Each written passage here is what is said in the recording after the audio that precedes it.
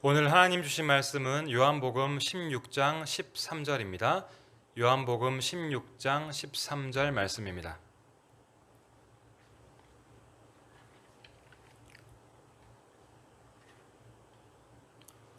봉독하겠습니다.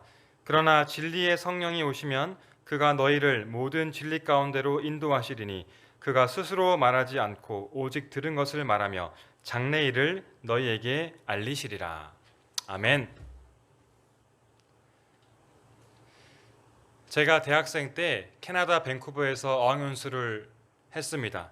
그리고 어학연수가 끝나고 한국으로 돌아오게 될 때 제가 처음 외국에 나간 거라서 제가 친구들과 지인들에게 이렇게 선물을 사기로 마음 먹었습니다. 그래서 누구에게 어떤 걸 사야 될까 고민하면서 있었습니다. 근데 그 선택이 생각보다 쉽지가 않았습니다. 우리는 하루에 무엇을 먹을까, 무엇을 입을까, 무엇을 할까 수많은 선택을 하게 됩니다. 그런데 우리 인생에서 이렇게 덜 중요한 선택도 있지만 우리 인생에서 정말로 중요한 선택을 해야 될 때가 있습니다. 내 진로에 대해서 생각하는 것, 나의 결혼, 그리고 어디서 살 것인가, 어떤 교회를 선택할 것인가, 그런 수많은 선택들이 우리 앞에 놓여 있게 되죠. 많은 사람들이 이것을 해야 될지 저것을 해야 될지 고민합니다. 선택을 실패해서 후회하기도 합니다. 제가 캐나다에서 청년들 목회를 했었는데 많은 청년들이 선택에 대한 고민 때문에 저를 찾아와서 상담을 요청했습니다.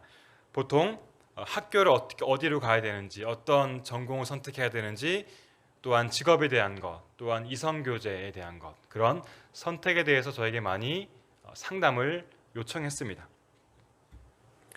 우리는 도대체 하나님의 뜻이 무엇인가, 왜 하나님께서 나에게 가야 할 길을 확실하게 말씀하지 않는가 하면서 힘들어할 때가 있습니다. 어떻게 해야 될까요? 요한복음 14장 6절에는 내가 곧 길이요 진리요 생명이니 이렇게 예수님께서 말씀하셨습니다. 예수님께서는 자신을 길이라고 했습니다. 그러니 예수님이 인도하시는 길, 예수님만 따라가면 좋은 길로 우리는 갈 수가 있을 것입니다. 내가 누구를 만나야 하는지, 내가 어떤 직업을 선택해야 되는지 내가 정하는 것이 아니라 그 기준의 선택이 예수님이 되어야 한다는 것입니다. 그런데 구체적으로 어떻게 해야 되나 우리가 의문이 들 수 있습니다. 저는 이렇게 말씀드리고 싶습니다. 중요한 일을 결정할 때 그것이 예수님이 원하는 길인가? 하나님이 나의 선택의 동기가 되었는가? 이 선택이 하나님께 영광을 돌리는 일인가? 이것을 생각해 보라는 것입니다. 돈을 많이 주고 아주 좋은 혜택을 주는 회사가 있습니다. 그런데 이 회사는 무조건 주일에 가서 일을 해야 됩니다. 주일 성수를 할 수 없습니다. 어떤 회사는 돈을 좀 적게 주지만 주일에 교회를 갈 수 있습니다. 그리고 평일에도 시간이 있어서 교회 봉사를 할 수 있고 전도도 할 수 있습니다. 또한 회사에서 또한 많은 사람들을 전도할 수 있는 기회도 주어집니다. 둘 중에 어디가 예수님이 원하는 길이겠습니까? 크리스찬 이성교제와 결혼에 대해서 많은 강의도 하고 책을 쓰신 박수웅 장로님이라는 분이 계십니다. 이분은 한국에서 의대를 졸업하시고 미국에 레지던트를 하러 갔습니다. 그는 실력 있는 의사였고 장래가 촉망받는 그런 사람이었습니다. 하지만 그의 선택은 내과나 외과 의사가 아니었습니다. 그의 선택은 마취과 의사였습니다. 그 이유는 마취과 의사가 상대적으로 돈은 적게 벌지만 그에게 많은 시간이 주어졌기 때문입니다. 그래서 그가 이 시간을 활용해서 하나님의 일을 할 수 있었기 때문에 이것을 선택했던 것이죠. 마취과 의사가 되면 청년들에게 성경 공부를 가르칠 수 있습니다. 그리고 세미나와 강의를 할 수 있는 시간이 주어집니다. 그래서 예수님의 복음을 전파할 수 있는 그런 사명을 감당할 수 있었기 때문에 그는 마취과 의사가 되었습니다. 우리의 선택 기준이 돈과 명예와 편안함이 되어서는 안 됩니다. 많은 사람들이 돈 많이 주고 안정적인 직장이면 이것이 하나님이 주신 길이다, 인도하심이다라고 믿고 무조건 그곳으로 가게 됩니다. 그런데 항상 그렇지는 않다라는 것이죠. 넓은 길, 성공의 길, 밝은 미래가 있고 탄탄대로가 있는 그 길이 항상 예수님이 원하시는 길은 아니라는 겁니다. 이것이 그리스도인들의 첫 번째 선택 기준이 될 수 없다라는 것이죠. 하나님께서는 선택의 기준이 내가 아니라 하나님의 뜻과 영광이 되어야 한다고 말씀하십니다. 고린도전서 10장 31절에 보게 되면 그런즉 너희가 먹든지 마시든지 무엇을 하든지 다 하나님의 영광을 위하여 하라. 아멘. 예를 들어 청년들이 결혼할 배우자를 선택할 때 어떻게 선택해야 됩니까? 이 배우자가 나와 같이 예수님의 길을 따라갈 수 있는 그런 사람인가? 내가 이 배우자를 선택해서 같이 힘을 모아서 시너지 효과를 내서 하나님께 영광을 돌릴 수 있는가? 이런 것들이 우선순위가 되어야 한다는 것이죠. 기독교인이라면 학력과 외모와 직장이 최고의 기준이 아니라 하나님이 최고의 선택의 기준이 되어야 할 것입니다. 여러분, 하나님이 원하시는 선택 어떻게 다가오십니까? 아직도 조금 어려운 부분이 있을 거라 생각합니다. 그래서 저는 여러분의 선택을 더 확실히 할 수 있는 방법 한 개를 오늘 여러분에게 말씀드리고자 합니다. 요한복음 14장 26절에 보혜사 곧 아버지께서 내 이름으로 보내실 성령, 이렇게 말씀하고 있죠. 예수님께서는 이 땅을 떠나시기에 앞서서 제자들에게 말했습니다. 나는 이제 곧 하늘로 올라갈 것이지만 나는 너희에게 보혜사 성령을 보내줄 것이다. 약속했습니다. 보혜사는 옆에서 도와주는 조력자라고 이해하면 쉬울 것입니다. 운동선수가 성공하기 위해서는 반드시 그 옆에서 도와주는 코치가 있어야 됩니다. 옆에서 가르쳐주고 훈련시켜 줘야 됩니다. 때로는 엄하게, 때로는 부드럽게 격려하고 위로해 주어야 합니다. 코치가 없다면 가이드라인이 없기 때문에 뭘 해야 될지 모르기 때문에 선수들은 성장할 수가 없습니다. 김연아 선수, 박태환 선수, 위대한 선수가 될 수 있었던 그 이유 중에 하나가 바로 좋은 코치가 옆에 있었기 때문입니다. 마치 성령님이 그런 존재라는 것이죠. 우리 옆에서 우리를 도와주는 코치와 같은 그런 역할을 감당하시는 분입니다. 요한복음 14장 26절에 이 보혜사 성령님은 너희에게 모든 것을 가르치시고 내가 너희에게 말한 모든 것을 생각나게 하신다. 이렇게 말씀합니다. 성령님은 저와 여러분에게 무엇이 맞는지 틀렸는지 가르쳐 주십니다. 또한 예수님의 말씀을 생각나게 하시고 깨닫게 하십니다. 내 죄가 무엇인지 발견하게 하시고 그 죄를 회개하도록 하시는 분이 성령님이라는 것이죠. 또한 요한복음 14장 17절에서 이렇게 말합니다. 그는 진리의 영이라 세상은 능히 그를 받지 못하나니 이는 그를 보지도 못하고 알지도 못함이라. 그러나 너희는 아나니 그는 너희와 함께 거하시며 또 너희 속에 계시겠습니다. 이 성령님이 저와 여러분 안에 계신다는, 상주하신다는 것을 말씀하는 것이죠. 또한 요한복음 16장 13절에는 그러나 진리의 성령이 오시면 그가 너희를 모든 진리 가운데로 인도하시리니 그가 스스로 말하지 않고 오직 들은 것을 말하며 장래일을 너희에게 알리시리라. 아멘. 성령님은 우리를 모든 진리 가운데로 인도해 주시는 그런 분이십니다. 우리가 앞으로 무엇을 해야 하는지, 무엇을 선택해야 되는지 친히 알려주시는 분입니다. 우리에게 확실히 가야 할 길을 알려주시는, 그 가이드를 해주시는 그분이 성령님이심을 믿으시기를 간절히 축복합니다. 그렇다면 우리가 어떻게 구체적으로 이 성령님의 인도하심을 경험하고 살아갈 수 있을까요?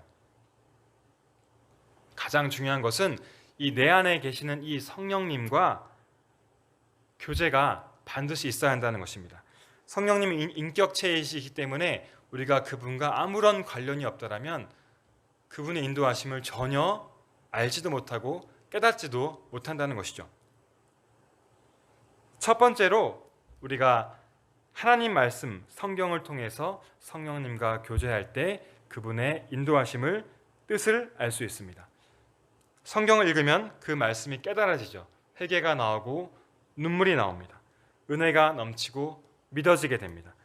그로 인해서 내 삶이 바뀌게 되죠. 이것이 바로 성령님의 역사입니다. 하나님의 말씀은 성령의 감동하심으로 쓰여졌죠. 그렇기 때문에 성경 말씀 우리가 읽을 때 성령님이 역사하십니다.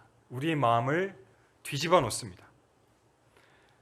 그리고 성경을 통해서 우리가 가야 할 길, 무엇을 선택해야 하는지 우리에게 알려주십니다.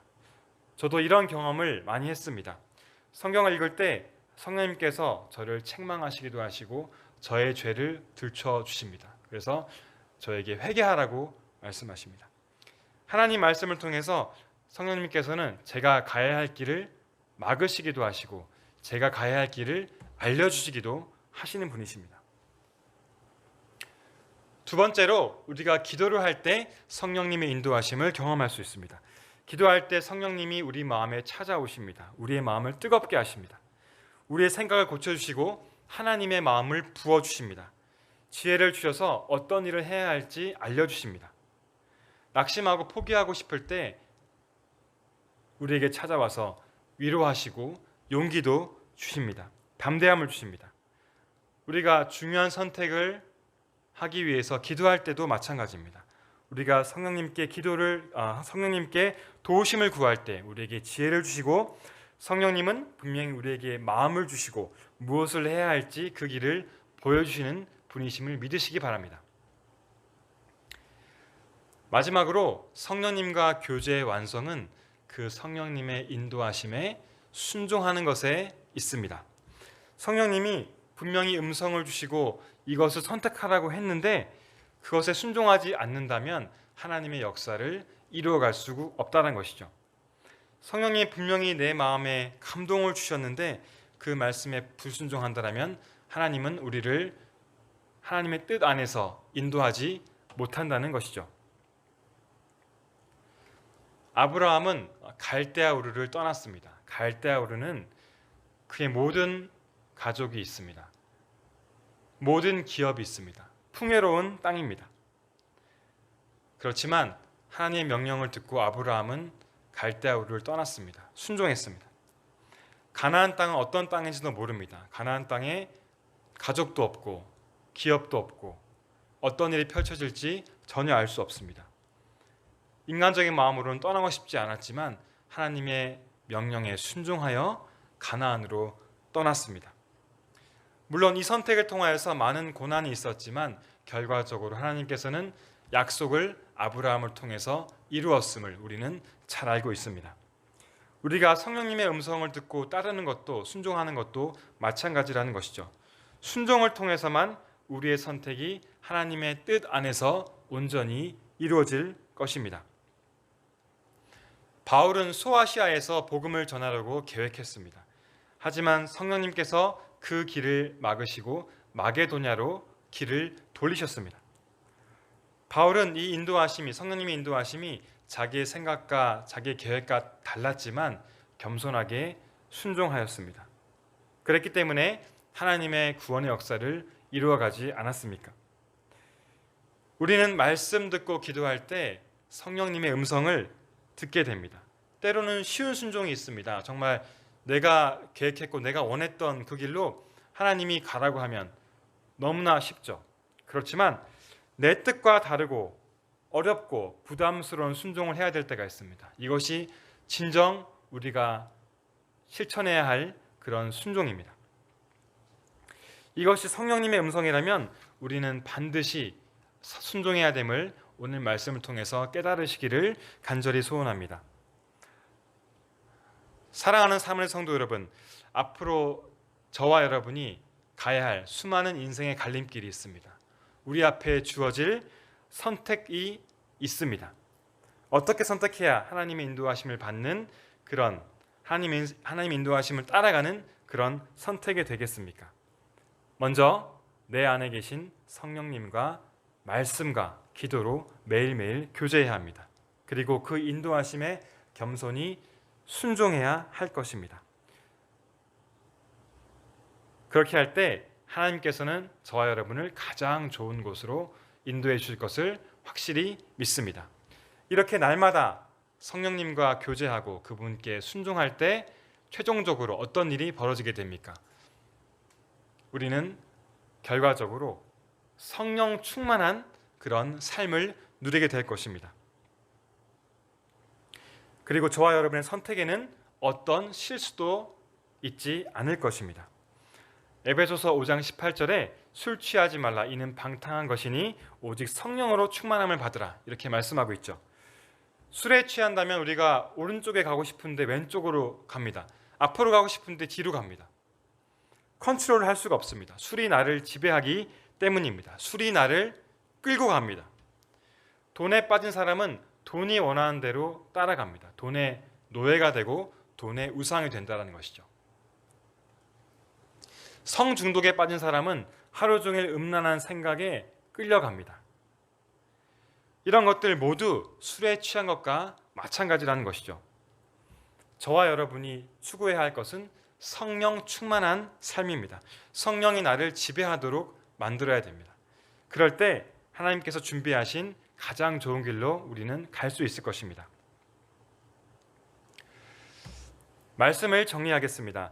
예수님께서는 내가 곧 길이라고 말씀하셨습니다. 우리가 예수님만 따라간다면, 예수님의 뜻에만 따라간다면 우리는 실수가 없을 것입니다. 우리는 날마다 이것이 예수님의 뜻인가? 이것이 하나님의 영광을 돌리는 길인가? 생각해야 됩니다. 이것이 그리스도인들의 바른 선택의 기준이 될 것입니다.